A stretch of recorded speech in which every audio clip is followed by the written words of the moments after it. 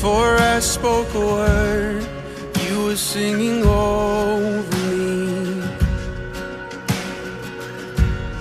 You have been so, so good to me. Before I took a breath, you breathed your life in me. You have been so, so kind to me. Oh, the overwhelming, never-ending, reckless love of God. Oh, it chases me down, fights till I'm found, leaves the 99. I couldn't earn it, and I don't deserve it. Still you give yourself away. Oh, the overwhelming, never-ending, reckless love of God. Yeah.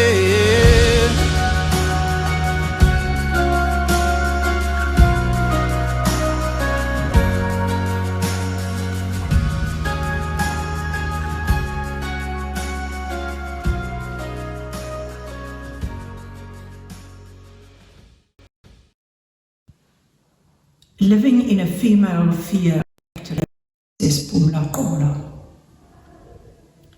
Her cheeks are soft. She has on a sunlit summer's dress. It lightly touches her young body. She feels her long legs walking gracefully in lovely sandals. Like ivory, her arms glow. Her whole body is breath and freedom. She feels herself growing wings. Her neck plays in the crisp air. She hears, "Oh, look at that hair," and it all falls off from her scalp.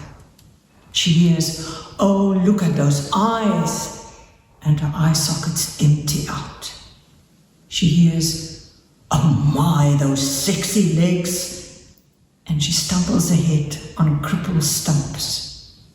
Her dress scorches, her skin seals, her shoulders lock her breasts, her eyes jump left, right, where, from where, to where.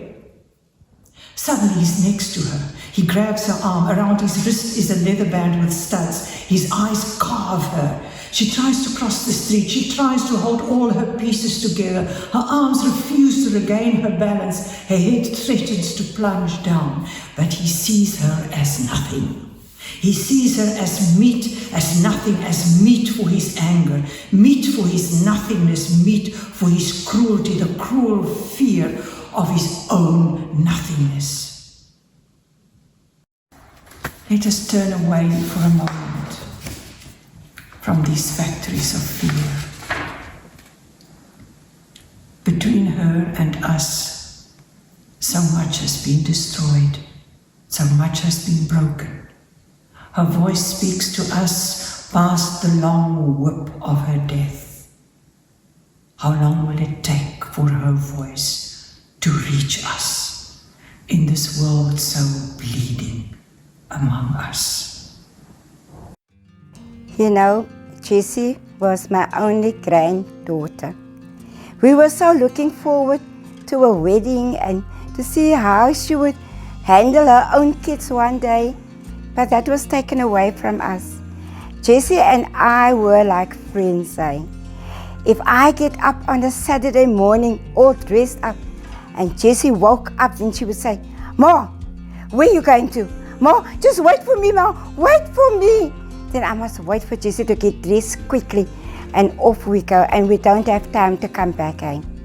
And you know, she always appreciates me.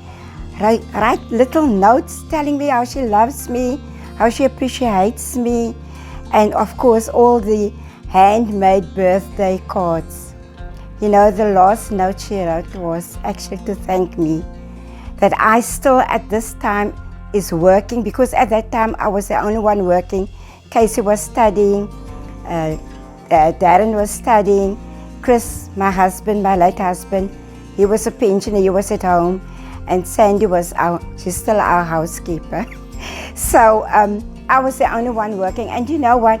From that little NSFAS money that she got every month, she contributed towards the household. I still have a purse, just a week before what happened. She went to open a Fushini account and she bought me this purse from Colette, which I still have and I treasure it. That is my last memory of Jessie. This year would have been such a special year. It would have been Jessie's 21st birthday and also the year that she would have graduated from UWC. You know, I just need to add this, that I am so grateful for that university, for its people who supported us from the word go and walked this journey and supported us. And I, as her grandma, are so grateful for what they have done for us. Look at this pretty cake. You know, sunflowers was Jessie's favorite flower. And look what the university did this for us. And I am so grateful. Amanda, she offered her time on a Sunday, people, to bring this beautiful cake to us. Thank you very much, and God bless you all.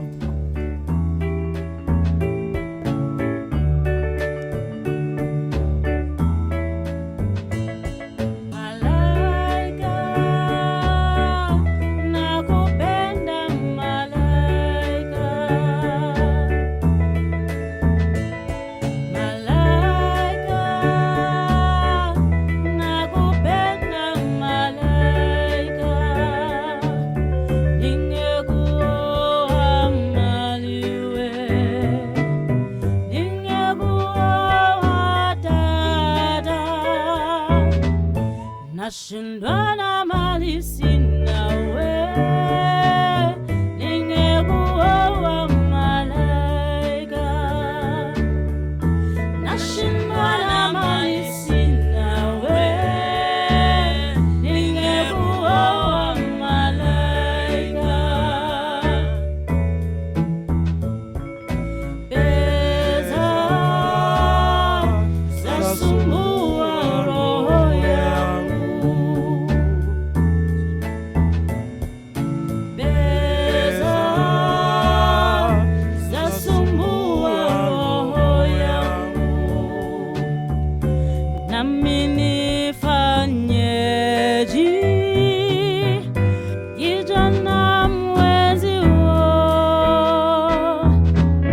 Nashindwa na mali sina we, ningekuoa malaika. Nashindwa na mali sina we, ningekuoa malaika. Kideke ukuwaza kideke, kideke ukuwaza kideke. Nami fanyeji kijana mwezio. Nashindwa na mali sina we, ningekuoa malaika. Nashindwa na mali sina we, ningekuoa malaika. Malaika, nakupenda malaika.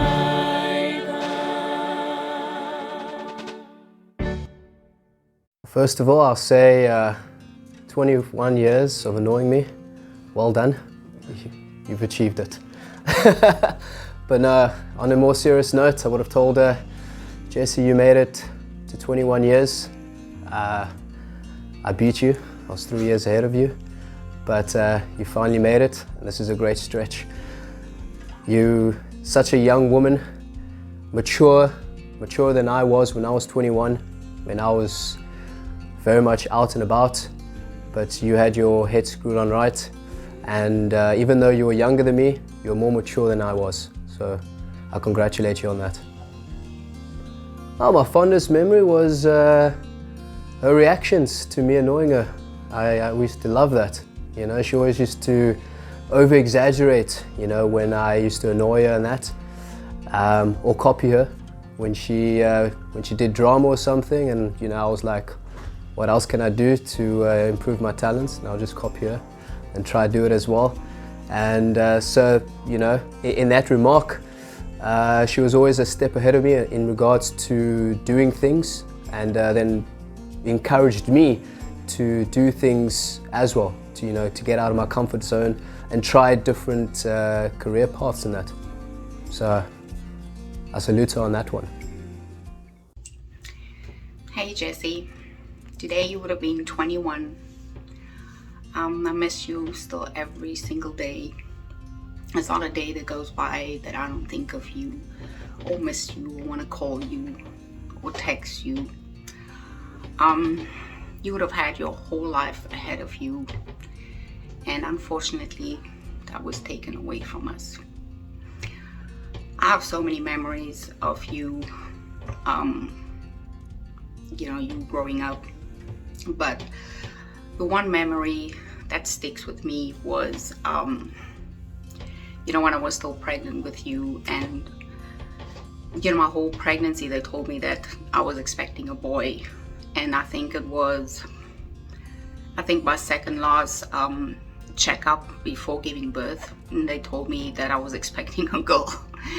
And by that time we already had everything blue, so when you were born, everybody thought that you were a little boy because you were dressed in blue. And the other one that really sticks to me is the day when you were born. You know, like normal babies, when they get born, they normally cry, but you didn't cry, you just sneezed. And I remember asking the doctor, I said, is that normal? And he still said to me, yeah, everything is still new, the world is still new to her. And you know, I didn't really think about it at that time, but you know, thinking back now, yes, the world was very new to you, because you know, you were an angel sent down here from heaven to do God's work, and you did his work, and you've touched so many people's lives. You know, you did so much good, and you know, and that is why God sent you here to us, you know, bring us joy. And then unfortunately you were taken away from us too soon. But happy birthday. I love you, and I will cherish your memories, and you live on in my heart forever. Bye. You know the list you always find, like I know I get it on Facebook sometimes, where it's like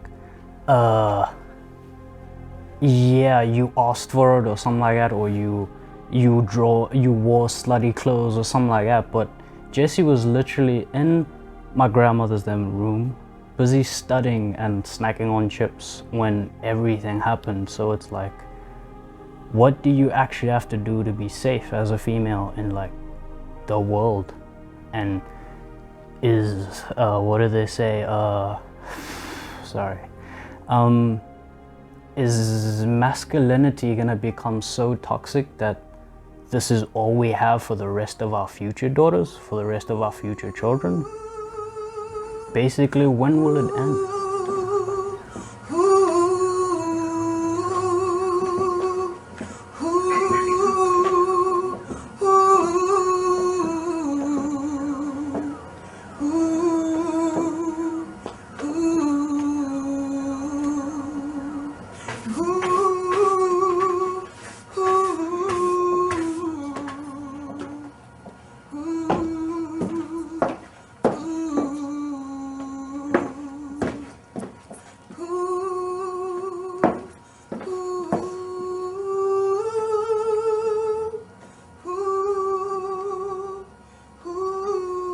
Born in a black woman's body comes with certain risks in this country, and that is clear from the following 2007 media reports. 11-year-old Anastasia Visa's body was found in her mother's ceiling in Mitchell's Plain. She was brutally murdered by her mother's lover, who was a previously convicted killer of young girls. In April, 16-year-old Maduma Fubedu, who was living openly and proudly as a lesbian, was raped and stabbed repeatedly until she died. In June 23rd, the body of 6-year-old Michaela Rousseau was found in a box underneath her neighbor's bed in Swellendam. On the 2nd of July, the body of Sonia Brown was found in a sewage drain near her home in Rosenville. The media informs us that 105 children were killed in the Western Cape only between January and August 2007, and only 12 of those children were killed by strangers. In June 2007, Simangele Nhlapho, a member of a support group for women living with HIV, was found raped and killed. Her 2-year-old baby girl was also found raped and killed, and both her tiny legs were broken. 147 women are raped on a daily basis in South Africa. Only 1 in 20 rapes are reported to the police. Once a rape survivor gains access to the criminal justice system, there is no guarantee that a case will be properly investigated or even prosecuted. Rape clinics are reporting a dramatic rise in cases involving gangs. On August 2008, 21-year-old Litemba Jama, a university student at the University of Western Cape, was stabbed 26 times by her then boyfriends in a Ruth First residence. We are here tonight to remind ourselves to fight against the violence, the rapes and the killings. Let us stop this war against our bodies.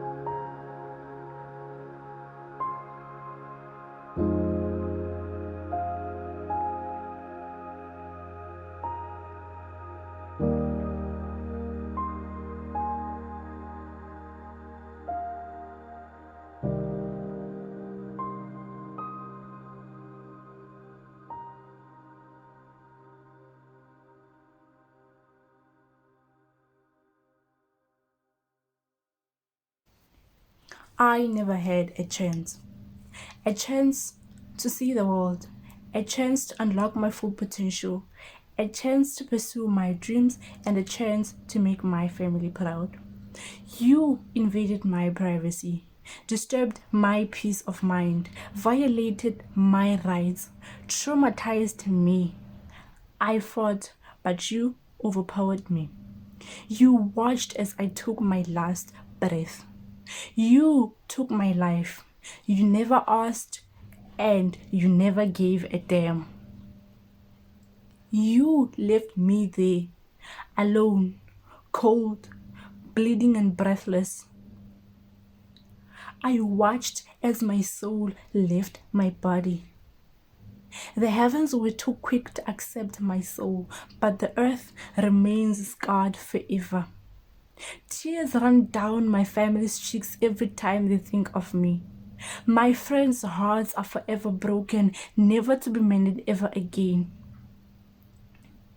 They cried, they wept all day and all night. The anger, the hatred, and the hurt they felt every day grew every minute. But still, I never had a chance. If you had left me alone, nobody would be hurting. If you hadn't dared to enter my home, I would be pursuing my dreams. But instead, you chose to follow your mindless brain. You let your manhood control you. You let your stupidity get the best of you. And I never had a chance. They say that time heals all wounds. But how do you heal a wound? By pouring salt onto it.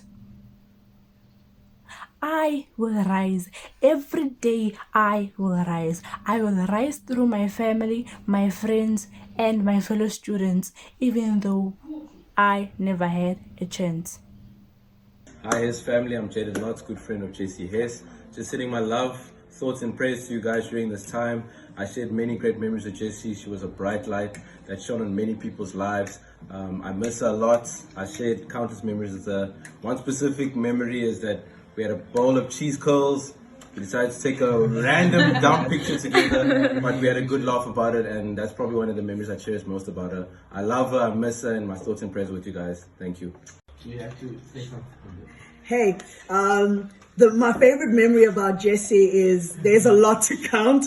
I remember the times when we were at Auntie Shirley's house doing rehearsals for drama, and we just have a ball of a time, taking pictures in the sunset on the balcony and just laughing. And that's my favorite memory. And to the Jessie Hess family, I want to say, hey, you guys are loved. You guys are appreciated. Thank you for sharing her with us. And we just want to say thank you. And we are praying for you, and we love you guys. Hi, Hess family. My name is Sia, and I'm a friend of Jesse's. And just to think of Jessie, she was just purely love, more than anything.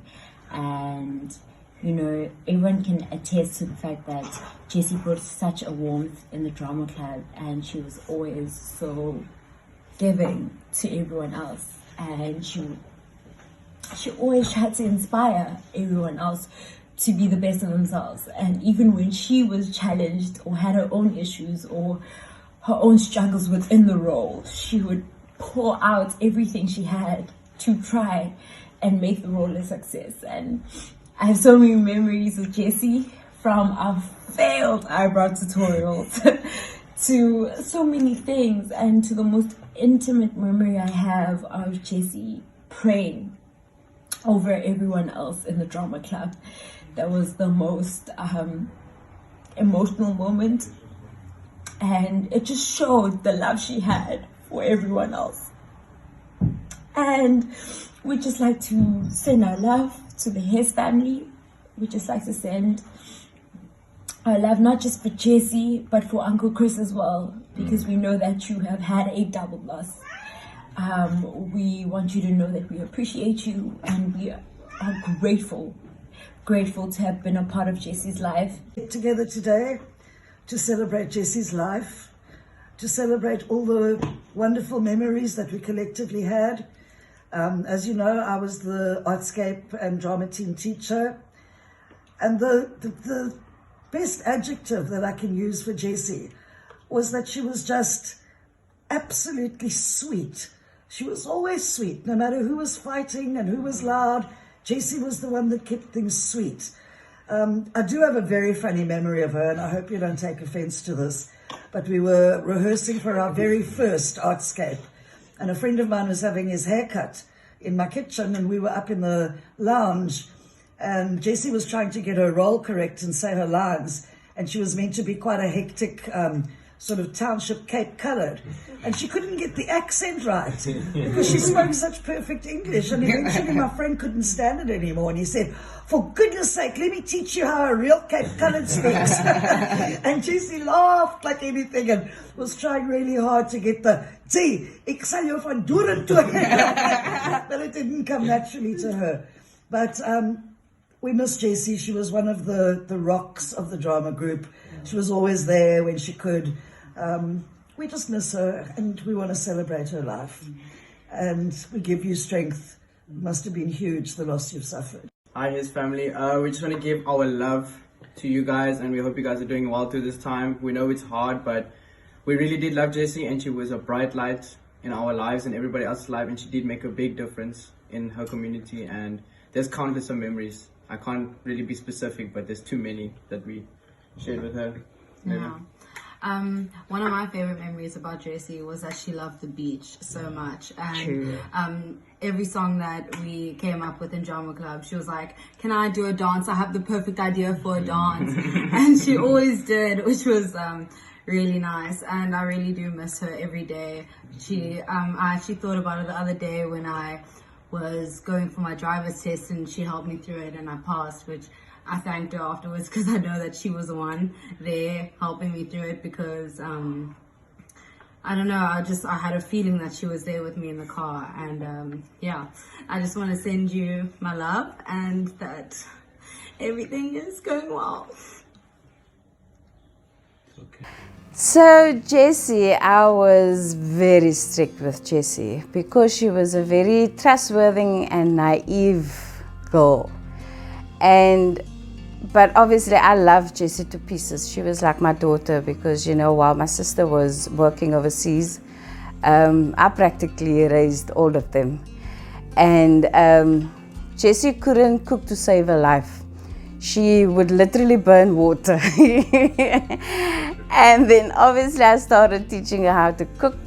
And then she had the confidence, and then I would like make as if I want water, and I would go in the kitchen and say, "No, Auntie Sandy, don't come inside. Don't come inside." I said, "I just want water." "I know you want to spy on me." I know you wanna...